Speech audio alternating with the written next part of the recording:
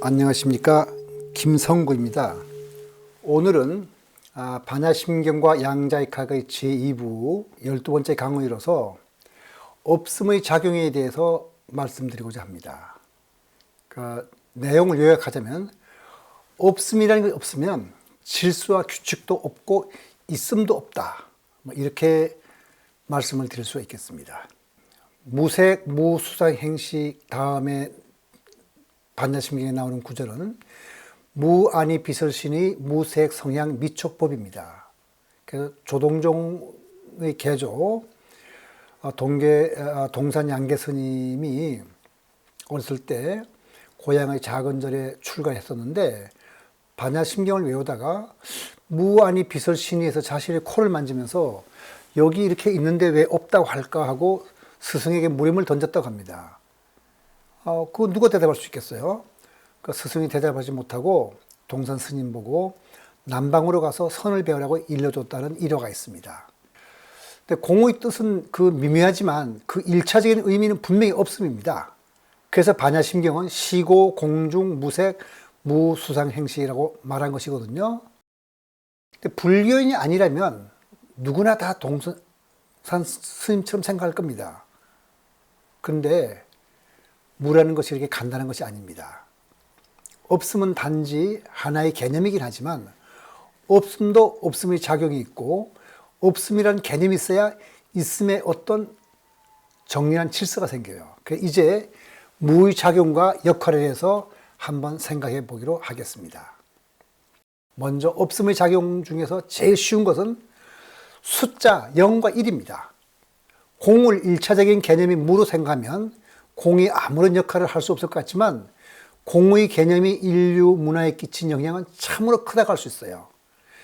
그리스의 철학자 파르메니데스가 말하기를 없는 것은 사유의 대상조차 되지 못한다고 주장했지만 없는 것을 사유의 대상으로 삼고 이것을 기호로 표시하면 무는 어떤 작용을 하기 시작합니다. 그러니까 중도의 원리를 설명하는 중별분별론에서 말하는 없음의 작용이 바로 작동하는 겁니다. 어떤 작동을 하느냐, 이걸 한번 살펴보기로 하죠.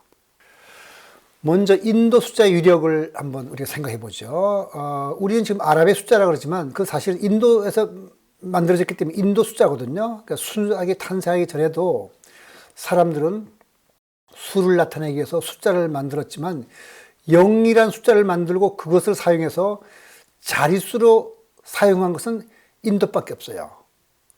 인도에는 불교의 공사상이 있었기 때문에 그런 것이지 우연히 그랬다고 볼 수는 없어요. 그러니까 중국, 이집트, 바빌로니아, 그리스, 로마 등 세계 어디에서도 0이라는 숫자를 생각하지 못했어요.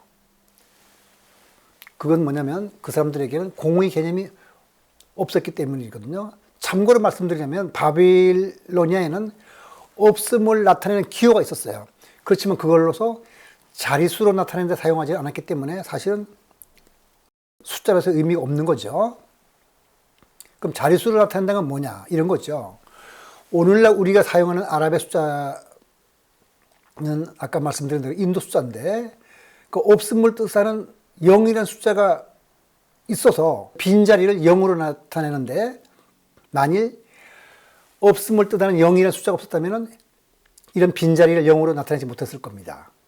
이렇게 0을 자릿수로 표현하는 법을 몰랐다면 사칙 연산의 체계적인 정리도 불가능했을 거예요. 우리 곱셈, 덧셈, 나눗셈, 뺄셈을 아마 그 체계적인 수학적으로 정리 못했을 겁니다. 사칙 연산이라는 건 뭐냐면 이런 거거든요. 존재의 측면에서 무를 표현하면 0이라는 숫자가 되고 작용의 측면에서 본다면 그걸 항동원이 돼요. 그러니까 항동원이란 말은 뭐냐면 어떤 대상에 대해서 어떤 정해진 종류의 연산이라는 건 그냥 작용이라고 생각하시면 됩니다. 연산을 하더라도 대상에 아무런 변화를 일으키지 못하는 수학적 원소를 우리가 가리키는데 덧셈에서는 숫자 0이 그렇고 곱셈에서는 숫자 1이 항동원입니다. 그러니까 덧셈에서는 A라는 숫자에 0이라는 수를 더해봤자 A죠. 변화가 없죠. 그래서 0은 덧셈에서 항동원이 되죠. 곱셈에서는 어떤가요? A에다가 1을 곱해도 A죠. 역시 변화가 없어요. 그러면 곱셈에서는 1이 바로 항등원이 됩니다. 항등원 0과 1이 있기 때문에 사칙 연산을 체계적으로 정리할 수가 있는데 이렇게 체계적으로 정리한 수학의 분야를 체라고 불러요. 그러니까 필드라고 그러는데 만약 없음의 개념과 없음의 작용에 대응하는 항등원의 개념이 없다면 체라고 부르는 수학의 분야는 탄생하지 못했을 겁니다. 그러니까 여기서는 지금 우리가 실수체만 설명했지만은 복소수체도 있고 또 사원수체도 있어요. 복소수는 1과 복소수 안에 i가 있다면 두 가지 기본 단위로 된 거죠. 그걸 복소체라면 네 가지 기본 단위로 된 것도 있어요. 그걸 사원수체라고 합니다. 물리 현상을 기술하는데 아주 유용하게 쓰여요. 그러니까 복소수체도 그렇고 사원수체도 그렇고요. 여기에는 항등원이 없더라면 이런 체라는 수학적 분야가 생기지 못했을 겁니다. 이제 항등원이 물리학과 수학에 대해서 어떻게 작용하는지 한번 살펴보기로 하겠습니다. 먼저 없음의 작용, 쿼크라의 발견이라고 했는데 쿼크를 미리 말씀드리려면 소립자의 기본 단위가 쿼크예요. 가장 기본적인 소립자를. 그리스의 데모크리투스가 원자론을 제창한 후 2500년쯤 지나서 20쪽에 들어와서 아인슈타인과 페린 등의 물리학자들에 의해서 물질이 원자를 이루어지 밝혀졌습니다. 그러니까 아인슈타인은 대단한 사람이죠. 상대성 이론만 만든 것이 아니라 물질이 원자로 이루어졌음을 밝히는 데도 큰 공을 세웠어요. 그러니까 사람들은 더 이상 쪼갤 수 없는 몇 가지 종류의 원자로서 물질의 구성과 물질의 성질을 다 설명할 수 있으라고 기대했는데 실상은 그렇게 되지 않았어요. 왜냐하면 원자의 종류가 자연계에 92가지나 존재해요. 그리고 지금은 인공적으로 만든 것까지 하면은 108개, 110개 이렇게 되죠. 그 다음에 원자를 더 간단한 구성 요소, 즉 중성자와 양성자, 전자로 쪼갤 수도 있었어요. 따라서 원자는 간단한 구성 요소가 아닌 거죠. 그래서 물리학자들은 처음에 양성자와 중성자가 더 이상 쪼갤 수 없는 소립자라고 생각했지만은 그 후 셀 수 없이 많은 이런 종류 입자들이 발견되면서 물리학자들은 이들 모두가 소립자에는 없다는 생각을 하게 됐습니다. 그래서 더 간단한 입자를 발견해야 하는데 전자와 중성미자를 제외하고는 소립자를 실험적으로 찾을 수가 없었어요. 근데 전자와 중성미자는 경입자라고 해서 아주 가벼운 입자로서 이것들은 무거운 양성자나 중성자의 구성요소가 될 수는 없었어요. 이때 쿼크라는 소립자로 발견하도록 만든 것이 바로 굴론이라는 수학입니다. 미국의 물리학자 머리 겔만이 굴론을 이용해가지고 소립자들은 그 성질에 따라 분류하고 그때까지 소립자인 줄로 알고 있던 양성자, 중성자 및 기타 다른 입자들이 쿼크라는 보다 기본적인 입자로 구성되어 있어야 함을 그 굴론을 통해서 밝혔습니다. 굴론을 통해서 보면은 그 U와 D라는 쿼크가 있고 여기에 이제 무거운 원소를 만드는 거죠. 그 다음에 E가 뭐냐면 경입자로서 그 일렉트론 전자고 그 다음에 뉴E는 일렉트론 타입 뉴트리노에서 경입자로 이 네 가지로 이루어지는 거죠. 쿼크 두 개, UD 쿼크 두 개와 경입자 전자와 뉴트리노. 그것을 우리가 보통 퍼스트 패밀리라 불러요. 이것이 우리가 알고 있는 일상적인 물질을 만드는 것은 요 네 가지로 다 됩니다. 그 다음에 성질은 똑같은데 질량만 다른 것으로 두 번째 그룹이 있어요. CS, 그러니까 C 쿼크, 그러니까 스트레인지 쿼크, S 쿼크. 그 다음에 뮤온, 그 다음에 뮤온 타입 뉴트리노. 자연은 왜 그런지 똑같은 걸 한 벌 더 만들었어요. 그러니까 성질은 똑같아요. TB라고 썼죠. 그 가운데 보면 그 톱 쿼크, 바텀 쿼크. 성질은 U 쿼크하고 T 쿼크가 같고 D 쿼크가 B 쿼크가 비슷해요. 그런데 단지 질량만 무거울 뿐입니다. 그리고 거기에 대응해서 경입자가 또 있어요. 타우 렙톤과 타우 타입 뉴트리노. 그래서 이상하게 자연은 UD 그 다음에 일렉트론 타입 뉴트리노 이렇게 네 개의 입자를 만들어서 일상적인 물건을 만들었지만은 조금 기이한 여러 가지 입자들을 만들기 위해서 CS 뉴트리노가 또 나와요. 그 다음에 또 톱 쿼크와 B 쿼크, 타우 렙톤과 타우 타임 뉴트리노, 이렇게 세 번을 만들었어요. 이런 것이 전부 다 굴론으로부터 우리가 찾아낼 수 있습니다. 그 다음에 힘을 전달하는 또 입자들로서 글루온이라는 건 뭐냐면 강입자래가 돼가지고 원자핵이라든가 이런 데 쿼크를 꽉꽉 묶어서 우리가 원자핵을 만드는 그런 입자고, 그 다음에 포톤, 밑에 나오죠? 빛의 입자입니다. 그 다음에 밑에 양력을 전달하는 Z 보존, W 보존.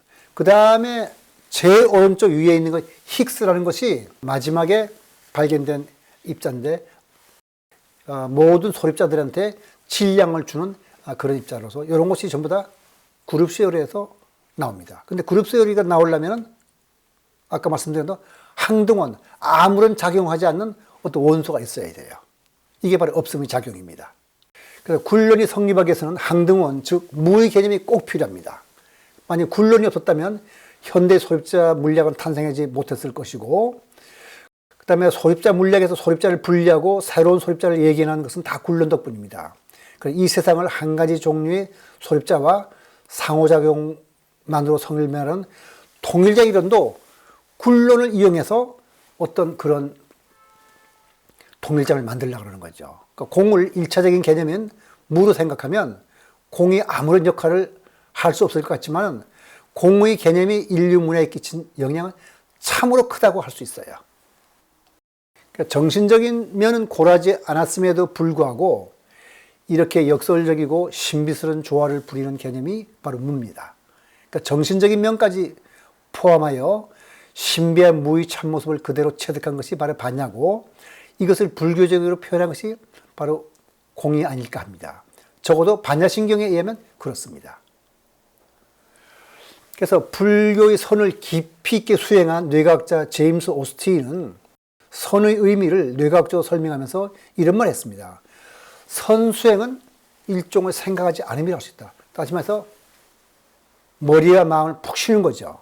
지난번 강의에서 제가 소동파가 말한 것을 둘로 나눠가지고 마음의 자리를 비워두면 그것이 제발로 찾아온다를 이라고 두고 설명을 드리지 않는데 바로 같은 뜻입니다. 마음 자리를 비워두면 그것이 제발 찾아온다. 뭐가 찾아와요? 도가. 그러니까 진리가, 우리 마음은 진리를 찾으려고 해서 찾아지는 게 아니라 찾으려고 하면 다 도망가는데, 소방파의 시를 보면은. 근데 그러지 않고 그냥 턱 쉬고 있으면 찾아온다. 그래서 일체가 공허에도 불구하고 우리의 느낌, 생각, 의지와 욕망은 우리 삶을 지배해요. 우리는 느낌이나 생각과 욕망을 우리 뜻대로 조정할 수도 없고 멈출 수도 없어요. 근데 어떻게 생각을 멈추라는 것일까? 그게 바로 제임스 오스틴이 말한 바와 같이 그 방법이 선인데, 여기 요령이 있죠.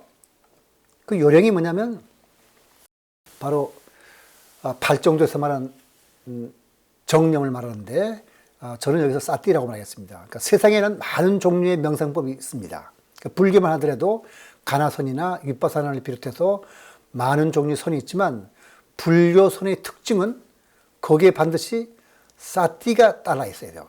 그러니까 사띠가 없으면, 소위 정념이 없으면은 그건 불교의 선이 아닙니다. 그러니까 사띠는 소동파가 말한 대로 마음 자리를 비워두는 방법이거든요.